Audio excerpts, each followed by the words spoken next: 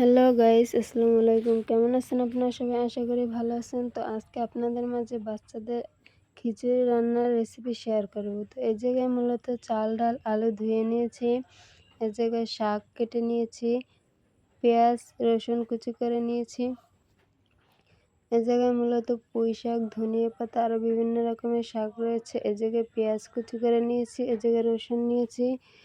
এখন চাল ডাল আলুর ভিতরে শাকগুলো এবং পেঁয়াজ কুচি রসুন কুচি দিয়ে নেব। পরিমাণ মতো লবণ দিয়ে দেব, পরিমাণ মতো হলুদ গুঁড়ো দিয়ে দেব, পরিমাণ মতো মরিচের গুঁড়ো দিয়ে দেব, পরিমাণ মতো তেল দিয়ে দেব। এবার এগুলো মাখিয়ে নেব।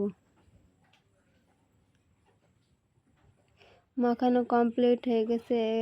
এখন এগুলো পাতিলে দিয়ে পরিমাণ মতো পানি দিয়ে চুলায় বসিয়ে দেব। পরিমাণ মতো পানি দিয়েছি, এখন চুলায় বসিয়ে দিয়েছি। একটু নাড়াচাড়া করে দিলাম।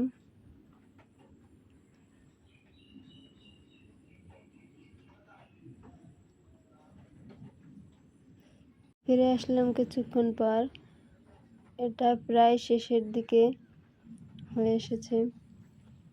এখন একটা ডাল ঘুটনির সাহায্যে এটিকে গলিয়ে নেব। এটা গলানো কমপ্লিট হয়ে গেছে। একটু নাড়াচাড়া করে নিলাম। এখন এটাকে উঠিয়ে নেব।